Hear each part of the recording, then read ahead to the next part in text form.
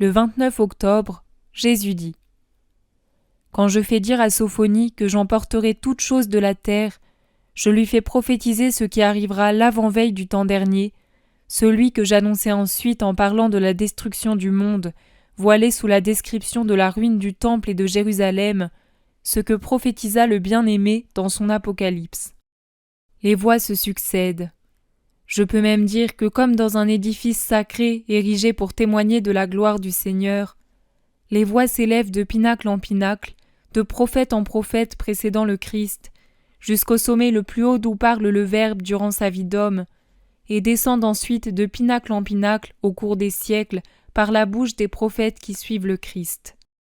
C'est comme un concert qui chante les louanges, les volontés, les gloires du Seigneur, et il durera jusqu'au moment où les trompettes des anges rassembleront les morts des sépulcres et les morts de l'esprit, les vivants de la terre et les vivants du ciel, pour qu'ils se prosternent devant la gloire visible du Seigneur et entendent la parole de Dieu, cette parole qu'ils furent si nombreux à rejeter ou à négliger, à railler, à mépriser, à laquelle ils ont désobéi, cette parole qui vint comme lumière du monde et que le monde ne voulut pas accueillir, lui préférant les ténèbres.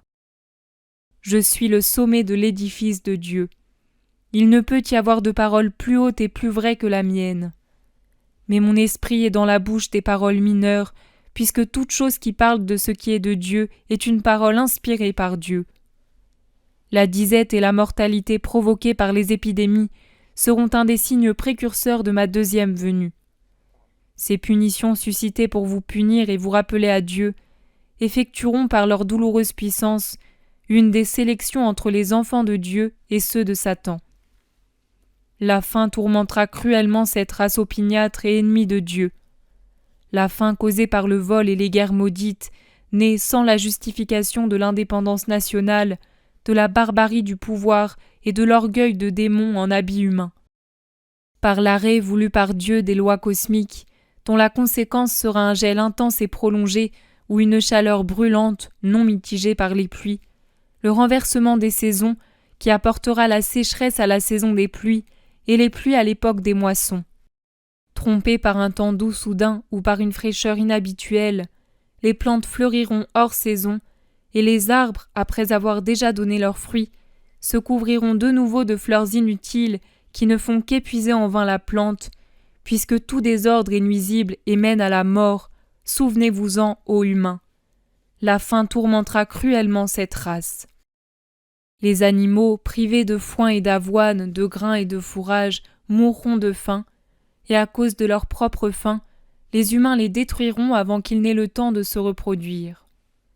Les oiseaux du ciel et les poissons des eaux, les troupeaux de moutons et de bétail seront assaillis de toutes parts pour fournir à vos ventres la nourriture que la terre ne produira plus qu'insuffisamment. Le haut niveau de mortalité provoqué par les guerres et les épidémies, les tremblements de terre et les ouragans, précipitera dans l'au-delà les bons et les méchants. Les premiers pour votre punition, car privés des meilleurs, vous ne cesserez d'empirer.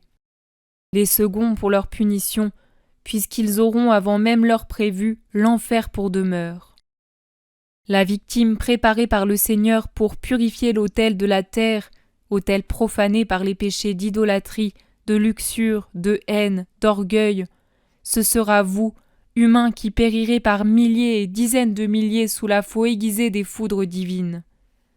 Vous tomberez les uns sur les autres, comme l'herbe fauchée d'un pré en avril. Les fleurs saintes mêlées aux plantes vénéneuses, les tiges lisses mêlées aux ronces piquantes. La main de mes anges choisira et séparera les bénis des maudits, portant les premiers au ciel et laissant les autres au trident des démons en pâture pour l'enfer. Le fait d'être roi ou mendiant, savant ou ignorant, jeune ou vieux, guerrier ou prêtre, ne fera aucune différence et ne servira pas de rempart contre la mort. Il y aura un châtiment, et il sera terrible.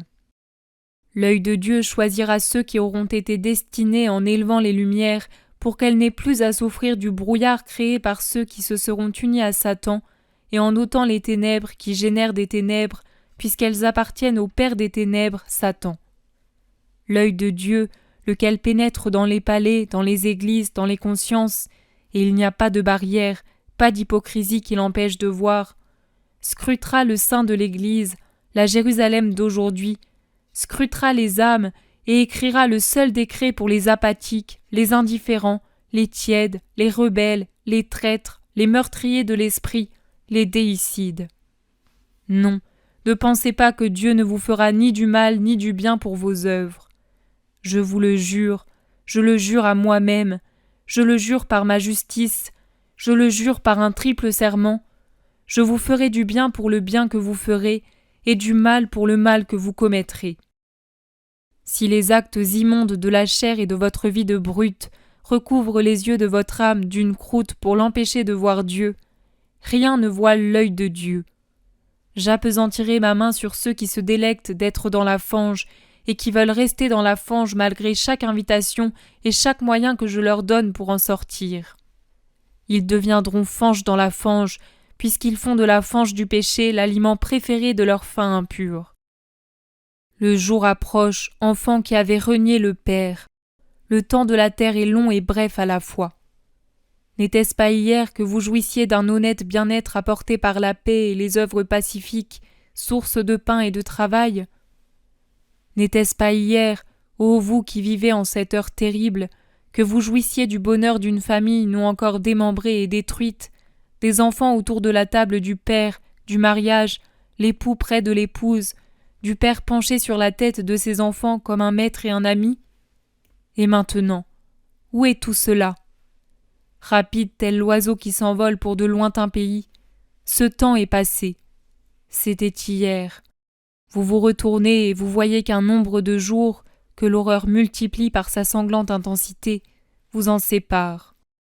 Vous vous réfugiez dans le souvenir, mais des tas de décombres et des étendues de tombeaux détruisent la douceur du souvenir en rappelant la réalité du présent.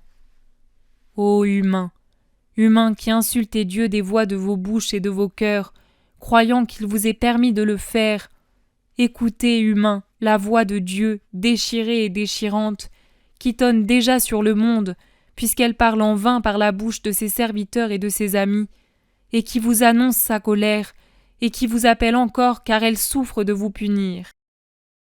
Avant que l'aveuglement de vos esprits ne soit total, venez au médecin et à la lumière. Avant que tant de sang n'ait coulé qu'il s'en soit formé un lac de mort, venez à la source de la vie. Réunissez vos maigres capacités d'aimer et tournez-les vers Dieu. L'amour vous pardonnera pour ces miettes d'amour, reste de ce que la chair et Satan ont volé, que vous lui offrirez. C'est à Dieu qu'il faut offrir les primeurs et la totalité des biens. Mais à supposer que vous n'ayez pas su le faire, ô enfants qui m'avez coûté la vie, donnez au Seigneur grand, compatissant, puissant, ce qui vous reste encore.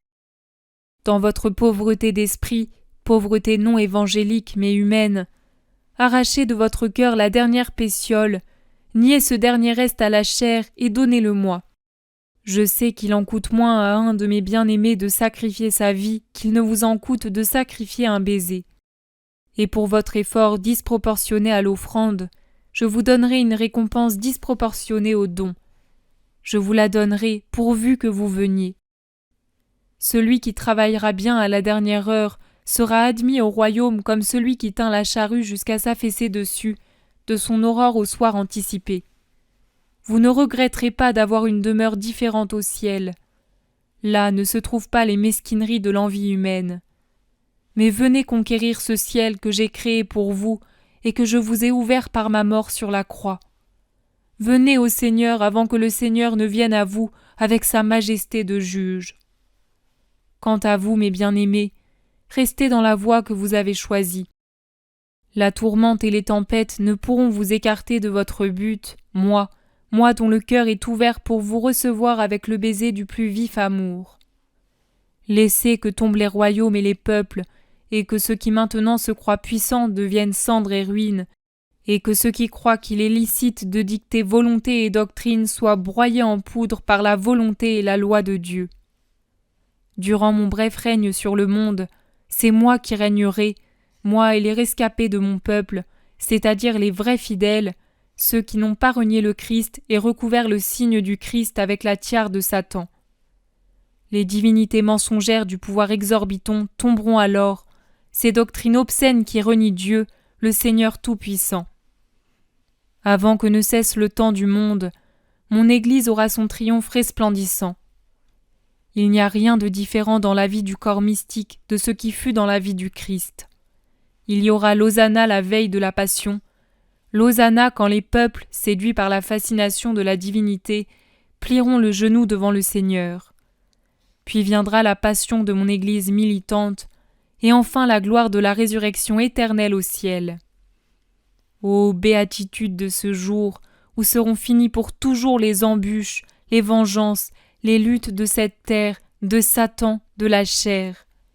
Mon Église se composera alors de vrais chrétiens.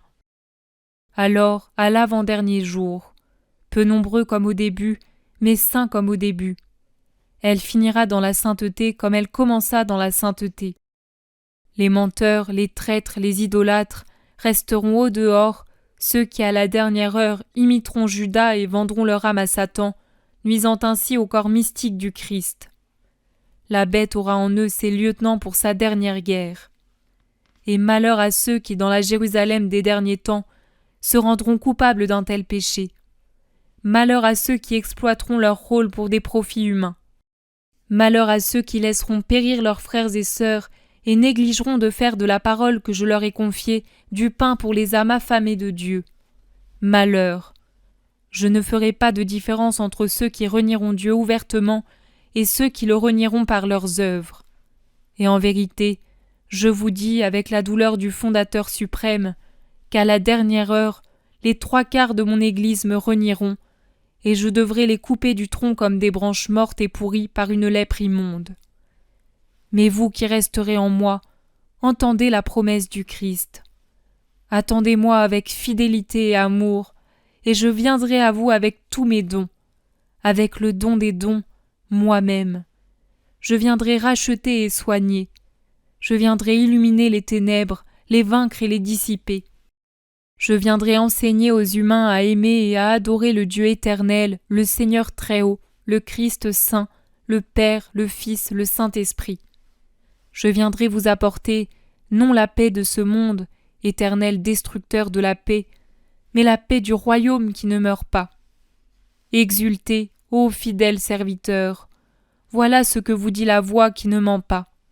Vous n'aurez plus à craindre aucun mal, car je mettrai fin au temps du mal, j'anticiperai cette fin par pitié de mes âmes bénies. Exultez surtout, ô vous mes bien-aimés de maintenant. Pour vous, l'avènement du Christ et son étreinte de gloire seront encore plus promptes. Pour vous s'ouvrent déjà les portes de la cité de Dieu, et votre Sauveur en sort pour venir à votre rencontre et vous donner la vraie vie. Encore un peu de temps, et je viendrai pour vous. Comme je le fis pour Lazare, mon ami, je vous appellerai un à la fois, sors, hors de cette vie terrestre qui est un tombeau pour l'esprit emprisonné dans la chair, hors de la vie pour entrer dans la vie et dans la liberté du ciel. Appelez-moi de votre amour fidèle, qu'il soit la flamme qui fait fondre les chaînes de la chair et donne à l'esprit la liberté de venir vite à moi. Lancez le plus beau cri que l'être humain ait écrit. Viens, Seigneur Jésus.